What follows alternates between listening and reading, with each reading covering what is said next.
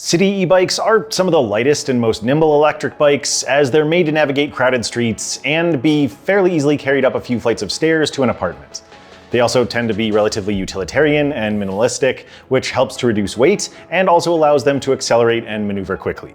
Basically, if you're looking for an electrified ride that's simple and sporty, or one that feels like an analog bike, a city e-bike is probably your best bet. Our team of riders has tested and reviewed hundreds of e-bikes, many of which have been lightweight city e-bikes, so we've put together a list of 12 of our favorites for this video. From premium high-tech options made of carbon fiber to affordable, lightweight folding e-bikes and everything in between, we've found options for just about everyone. If you're looking for a modestly powered exercise bike or just a quick way to get across town, come with me while we talk about the best electric city bikes of 2025.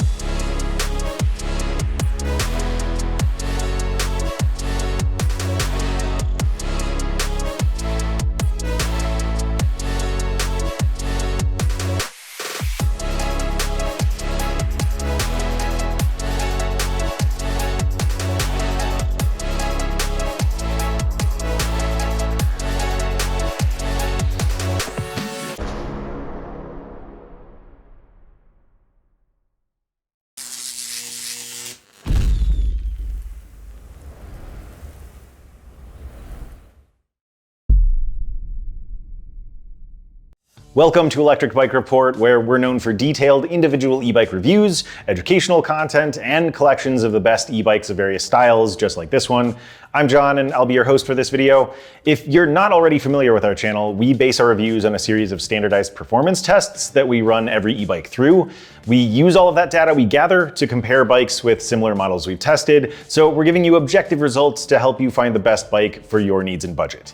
If that sounds helpful, please consider subscribing to our channel, and if we're able to steer you toward a particular bike, please also help to support our time and effort by using the affiliate links in the video description when you make a purchase. We earn commissions from sales, but none of the brands we work with had any say in how this list came together. The bikes we'll be talking about today are simply the ones we like the most. As we go through our 12 picks, I'll give you a few highlights about each bike, I'll run through its main specs and its results from those performance tests I mentioned earlier, and then I'll make some suggestions for what sort of rider each bike is best for. I will mention pricing, but just keep in mind that we're filming this at a time when the industry is in flux with a lot of changes to tariffs, so be sure to check the links I mentioned for current pricing. You can check out our individual reviews for more information about our testing methods, but let's run through the average results for city e-bikes so you have a baseline for reference for how each bike did in comparison. In our range test, city e-bikes averaged 23 miles using their highest level of pedal assist and 43 miles using their lowest, and they had battery capacities that averaged 337 watt hours. In our brake test, city bikes with hydraulic disc brakes averaged a stopping distance of 23 feet and 5 inches. And finally, they finished our hill test with an average pedal time of 1 minute and 54 seconds. But now let's get into our list of bikes and see how they compare. We are leading things off with the Ride1Up Roadster V3. Value is the biggest reason we chose to highlight this bike first, as it gives you an incredible balance of quality and performance for its price. Its geometry is really solid with a sporty feel, and it has great components like Schwalbe G1 RS or Pirelli Cinturato gravel tires, and either a single-speed drivetrain with a Dayco belt or a 9-speed microshift Advent drivetrain with a clutch derailleur. A second highlight was this bike's motor. At 500 watts, it gives you a bit more power than we typically see on this style of bike, so it can feel fast and quite powerful if you want it to be. It's super responsive thanks to its torque sensor, and it means you also get a full-powered throttle. One last highlight is customization. There are quite a few different ways you can set this bike up. There are 3 sizes and 2 frame styles. There's a single speed option with a belt drive for those who prefer simplicity and low maintenance requirements. And there's a 9-speed option with a chain for riders who want more flexibility in their gearing. The Roadster V3 is both a Class 2 and 3 e-bike, so it has a throttle that can reach 20 miles per hour, but lets you pedal to 28 miles per hour. It has a 500 watt rear hub motor with a torque sensor. It fell a little below average in our range test because of that uncommonly powerful motor, so we got 17 and 49 miles from the bike's 360 watt hour battery. It did a spectacular job in our hill test with a time of 1 minute and 32 seconds. It ended up with a slightly longer than average result of 23 feet and 9 inches in our brake test. As I touched on earlier, Ride1Up offers 3 frame sizes, with the smallest being a low step and the others being a high step, and the bike can accommodate riders from 5'1" up to 6'3". The Roadster has a payload capacity of 300 pounds. We weighed the bike at 44 pounds, and it has a price tag of $14.95 at the time of filming. We highly recommend this bike if you're just looking for the best bang for the buck. This is a go-to e-bike for all of us in the office here for the simple fact that it feels great to ride and it's also accessibly priced. And then finally, this is a great option for those looking for the most power and lightest weight in a good balance. Our next bike is the Tenways CGO600 Pro and Pro C. One big highlight of this bike is that it comes in both a belt and chain drive option, which is where the Pro and Pro C parts come in. The single speed belt drive version is clean, quiet, and low maintenance. You probably won't have to swap out the belt for twice the lifespan of a chain. And the 8-speed model gives you a range of gearing options that trades low maintenance requirements for better overall climbing performance. Another highlight is this bike's incredibly responsive motor and torque sensor combo.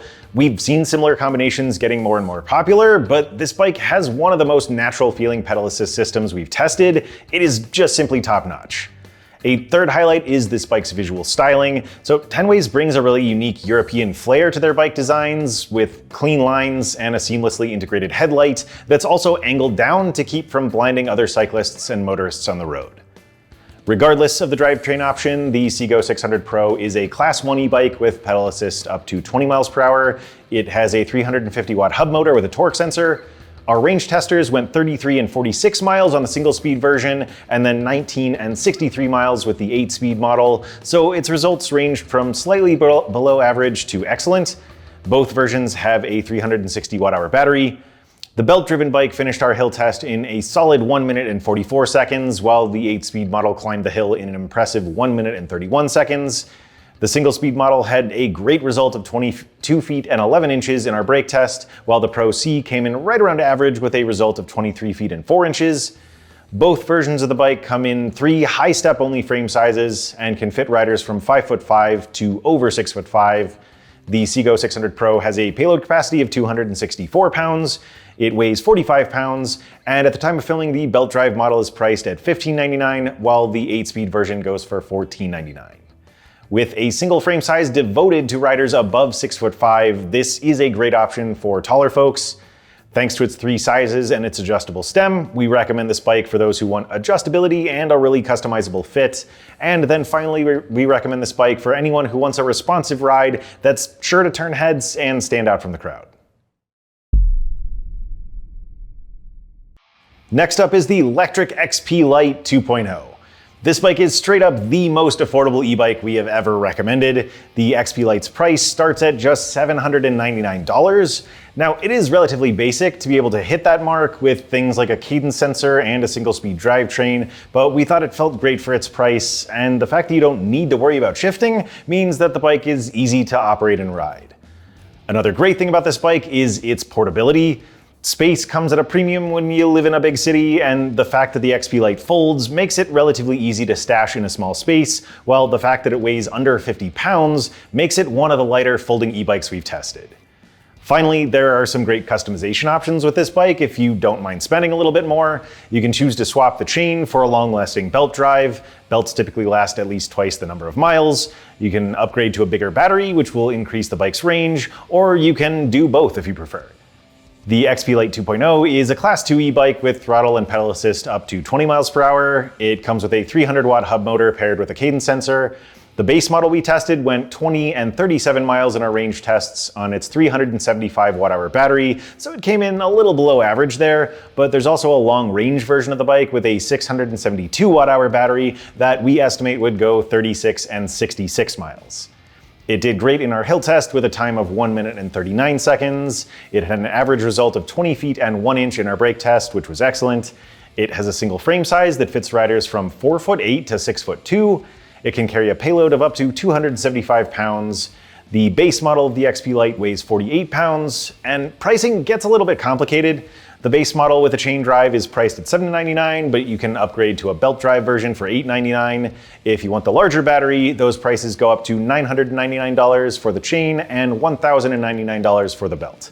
As a folding bike, we recommend the XP Lite 2.0 to those who live in small apartments or anyone who wants the ability to transport their bike in a car, van, or truck without a hitch rack. With the single-speed drivetrain, we think this bike is great for those who don't want a bunch of confusing buttons, levers, and knobs to get overwhelmed with. And then finally, with a recommended height range as low as 4'8", this is one of the most accommodating e-bikes we've tested for shorter riders, but of course it can still fit taller riders as well. The Aventon Soltera 2.5 is next on our list. One of this bike's highlights is its upright riding position. The Soltera's geometry and its handlebars that include both rise and a slight backward sweep both encourage a less aggressive posture in comparison to many others in this category. These features help improve the bike's comfort factor for those who don't like putting a lot of weight on their hands and wrists. The Soltera also has a couple of cool features that we don't usually see at its price point, including both integrated turn signals and Bluetooth connectivity. Of course, turn signals help out with communication when you're sharing the road with motor vehicles, and Bluetooth allows users to connect to the Aventon app, which offers ride data tracking, synchronization with Strava and Apple Health, and a private social media platform that lets you interact with other Aventon owners. Another difference between the Soltera and many of the other similar bikes on this list is its slick, narrow road tires. These have a really low weight and super low rolling resistance, so they help give the bike quick acceleration, and they also improve its motor's efficiency. The Soltera 2.5 is a Class 2 e-bike with throttle and pedal assist up to 20 miles per hour. It has a 350 watt rear hub motor and a torque sensor. Its range test results were fantastic, giving us 29 and 55 miles from the bike's 346 watt-hour battery. It fell right around average in our hill test with a time of 1 minute and 56 seconds. It did great in our brake test with an average stopping distance of 22 feet and 4 inches.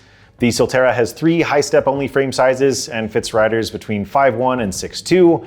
Its weight capacity is 300 pounds. The bike itself weighs 46 pounds, and Aventon has it priced at $1,199 at the time of filming.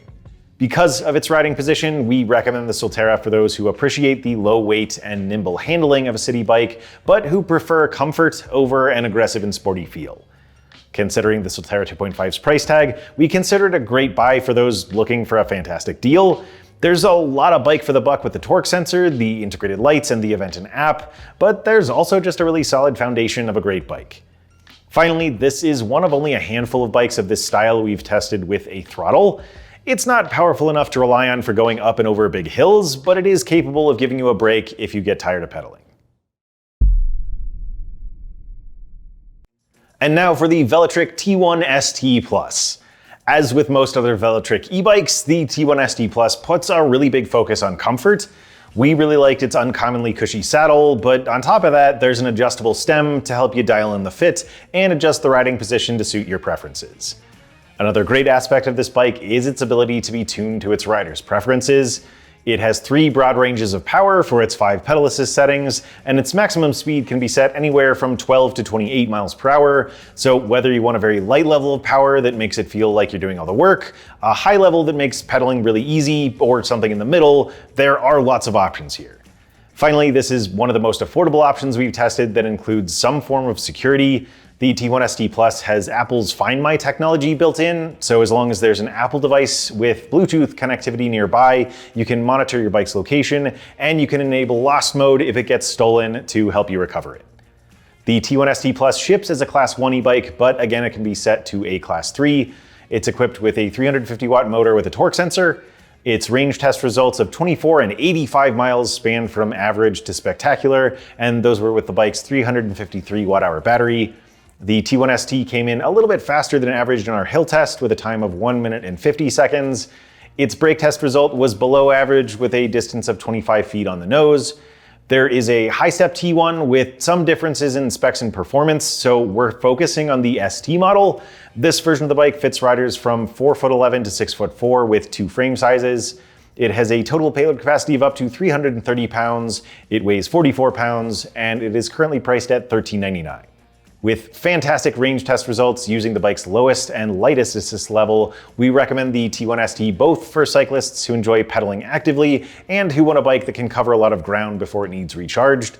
The T1's weight capacity is one of the highest on this list, so it would also be a great option for heavier riders. And finally, with its cushy saddle and adjustable stem, we highly recommend this bike for those who want the combination of crisp handling and a comfortable ride. Next is the Lectric Xpress 750. Now, customization is a big feature of this bike, and in a lot of ways the Xpress is almost two different bikes depending on which frame style you choose. The high-step model we have here is more commuter styled with a sporty feel, while the step-through or ST frame is more Dutch cruiser influenced with a super relaxed and comfortable feel. The pedal assist system is another big highlight. Regardless of which frame style you choose, the Xpress 750 has both a powerful and responsive motor. Its torque sensor matches the power output to how hard you pedal, and with over 1300 watts of peak power and 85 newton meters of torque, this bike can get up to high speeds quickly and handle steep hills without breaking a sweat. A last highlight is value, as you might expect with Lectric. The 750 is the upgraded version of the Xpress, so it gives you that powerful motor, as well as other great specs like a suspension fork, hydraulic disc brakes, and integrated lights for a super affordable price. And then the performance side of things is really solid too. The Xpress 750 is a Class 2 e-bike out of the box, but it can be unlocked to a Class 3 through the bike's display menu. It has a 750 watt rear hub motor with a torque sensor. The bike did a solid job in our range test by going 29 and 52 miles with its 672 watt-hour battery. It's the fastest climber we'll be talking about today, with a time of just 1 minute and 7 seconds in our hill test. It has a great brake test result with an average of 22 feet and 4 inches.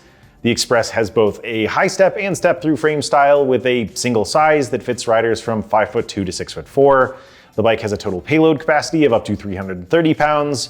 We weighed this bike at 58 pounds, and this upgraded version of the Xpress is priced at $1299, but there's also a more affordable option with a 500 watt motor and a 499 watt-hour battery that you can get for just $999. We recommend the Xpress for those who want a powerful bike and who are okay with the trade-off of a heavier bike to get it. Considering the motor, this is a great choice for riders who live in hilly areas, but also with the bike's 330-pound payload capacity, it's a solid choice for heavier riders. And finally, the Xpress is ideal for anyone looking for an awesome deal. The 750 offers a ton of bang for the buck, but of course there's also the 500 watt version that's still super capable in case you want to save some extra cash. The next bike to talk about is the Trek FX Plus 2. We had to send this one back, so unfortunately I don't have it here with me in the studio, but one of its best features is its extremely natural feel. If you're looking for an e-bike that doesn't stray too far from an analog bike, this one's 250 watt rear hub motor offers a relatively light level of power that can take the edge off of pedaling and help you go further than you'd otherwise be able to go. Another highlight is the fact that the FX comes from one of the largest and most established bike companies in the world. Not only does that mean that this bike is extremely reliable and well made, but it also means that its geometry and ergonomics are really dialed in, and we've found that the difference is noticeable when compared to many bikes from newer brands that just use off-the-shelf parts. A third highlight is that the FX Plus 2 comes decked out for commuting with lights, fenders, a chain guard, and a rear cargo rack.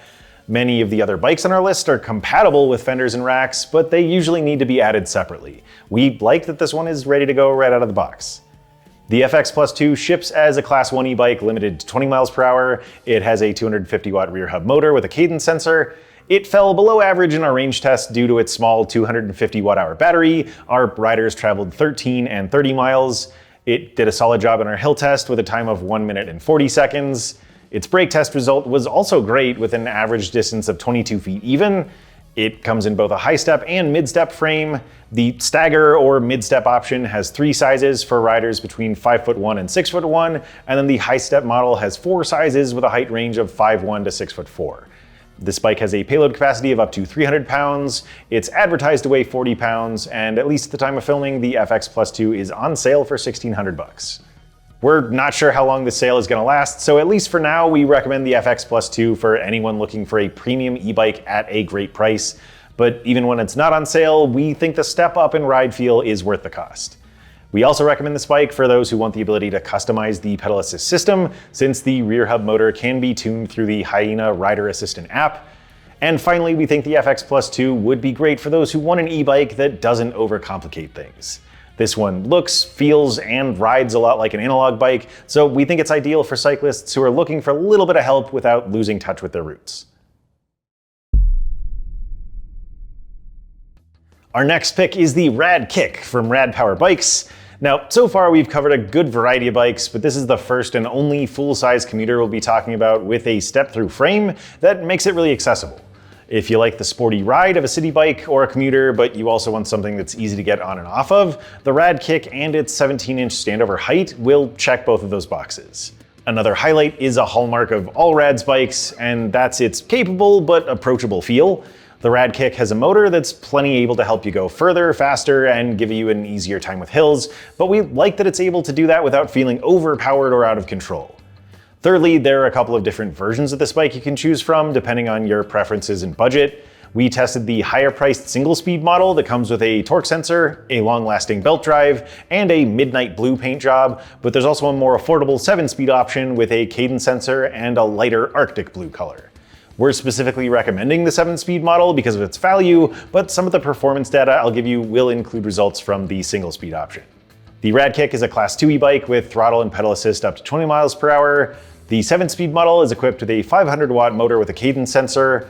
The belt drive version with a torque sensor came in both a little above and a little below average in our range test. Our riders went 25 and 38 miles off the bike's 360 watt-hour battery. The Radkick did an excellent job in our hill test with a time of 1 minute and 34 seconds, and we'd expect the 7-speed version to do even better. The bike's brake test result was also fantastic with an average of 21 feet and 8 inches. The Radkick has a step-through only frame with a single size that fits riders from 5'2" to 6'2". Its payload capacity is 275 pounds, it weighs 55 pounds, and the 7-speed model is priced at $13.99, but you can also get the belt drive option for $15.99. Safety is a huge focus for Rad Power bikes, so we recommend the Radkick to anyone who shares that concern, both because of the bike's controlled feel, but also because of its fire-resistant potted battery. We also think this bike would be a great fit for those who are looking for a comfortable ride with an adaptable fit, since it has a suspension fork and an adjustable stem. Finally, if your budget is flexible, we'd recommend the 7-speed model to those who live in hillier areas, and we'd recommend the single-speed option to those who prefer a very easy and low-maintenance experience.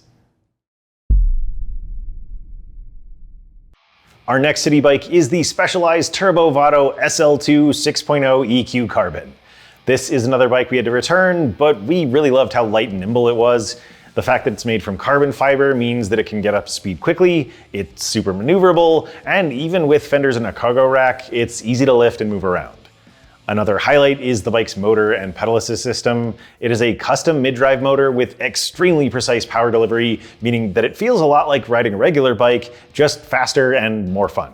This is a great example of a bike that can give you the sense of being a lot stronger than you are just because of how natural it feels to ride. Thirdly, this bike has a lot of premium security and customization features that are accessible through the Specialized app. It has an alarm system and integrated Apple Find My technology for location tracking, plus the motor output can be customized and tuned to meet your preferences. All in all, it's a pretty high-tech ride, and it encourages being connected through the app, but you can also enjoy a pretty simple experience if you choose not to use the app. The Turbo Vado SL2 Carbon is a Class 3 e-bike with pedal assist up to 28 miles per hour. It has a custom 250-watt mid-drive motor with a torque sensor. Its range test results went from great to spectacular. We covered 35 miles using the highest level assist, and we did our low power test with an optional range extender battery, but we estimate that it would go 103 miles on just the internal 520 watt-hour battery alone. Its hill test result of 1 minute and 45 seconds was very solid. It also did well in our brake test with a result of 21 feet and 8 inches. The carbon frame has 4 high step sizes that fit riders from 5'1" to 6'4", and there is a step through option if you go with the alloy frame. The Vado SL2 Carbon has a 275 pound total payload capacity. Our test bike weighed 41 pounds, and the base model with the carbon frame is priced at $6,000, while the EQ model we tested goes for $6,500. Considering its price tag, all the included features, and the fact that Specialized is a legacy brand, this is a bike for those who really want the best of the best in terms of fit, performance, and overall quality. We also recommend this bike for riders who want a lot of versatility, since it can carry a significant amount of cargo or a child passenger, and it also has knobby tires for light off-roading. Finally, with its crazy long-range potential, the Turbo Vado SL2 Carbon is an awesome choice if you want to take extended rides or a bunch of shorter ones before needing to recharge. This bike behind me is the Trek FX Plus 7S. Now, this is a pretty unique bike that walks a fine line between the commuter and city styles. It's got the look and trim of a full-size commuter with a sleek but sturdy frame, as well as fenders and a cargo rack, but it has the low weight of a city bike, weighing in at just 43 pounds. Second, the FX Plus 7 has a light level of pedal assist that gives it a remarkably natural and active ride feel, and this is also one of the quietest motors we've ever tested. It's really hard to tell that you're on an e-bike by feel or sound, especially if you don't look down at the speedometer to see how fast you're going. Our third highlight is this bike's integrated tech. It has a quad lock mount on the stem that allows you to mount and charge your phone, and it also pairs with the Trek Central app. Now, the app does fairly common things like tuning motor output, tracking ride data, and syncing with Strava, but you can also do less common things like planning a ride based on your range and checking tire pressure. It's simply one of the best and most useful apps we've tested. Moving on though, the FX Plus 7S is a Class 3 e-bike with pedal assist up to 28 miles per hour. It has a 250 watt mid-drive motor with a torque sensor. Its results of 19 and 39 miles came in a little below average in our range test with the bike's 360 watt-hour battery. It also came in a little bit slower than average in our hill test with a time of 2 minutes even. Its average stopping distance in our brake test was great with a result of 21 feet and 10 inches. Trek offers 4 sizes for both the mid-step and high-step frames. The mid-step fits riders from 4'10" to 6'1", while the high-steps range goes from 5'1" to 6'6". The FX Plus 7 has a 300-pound payload capacity. Again, it weighs a super manageable 43 pounds, and it's priced at $4,400 at the time of filming. Once again, as a premium e-bike from a legacy brand, we recommend the FX Plus 7S to riders who want top-notch features, a dialed-in fit, and proven reliability. With the light power and precise power delivery of the mid-drive, we recommend this bike for cyclists and those who want an exercise bike with a natural feel. And thirdly, this is a bike we'd gladly recommend based on looks alone. We really like the clean and somewhat futuristic design that does a great job of blending commuter and city styles. The next city bike to talk about is the Le Mans Prolog. This is another we had to send back after testing, but one of its best features is its light and airy feel. The Prolog is a carbon fiber e-bike that's one of the lightest we've tested, so it's super nimble, it's easy to load onto a bike rack or carry up a flight of stairs, and honestly, there were times when I was riding this bike that I felt like I was floating. Another highlight is the Prolog's minimalistic design and super cool integrated tech. There's a unique and high-tech drive system that uses a single button interface with a colored light ring on the top tube to indicate battery charge levels, operate the lights, change pedal assist settings, and turn the bike on and off. Outside of that, it would also be really tough to identify this as an e-bike by look or by feel. Lastly, this bike is kind of an art piece, both because of its smooth and seamless carbon fiber frame and also the name behind it.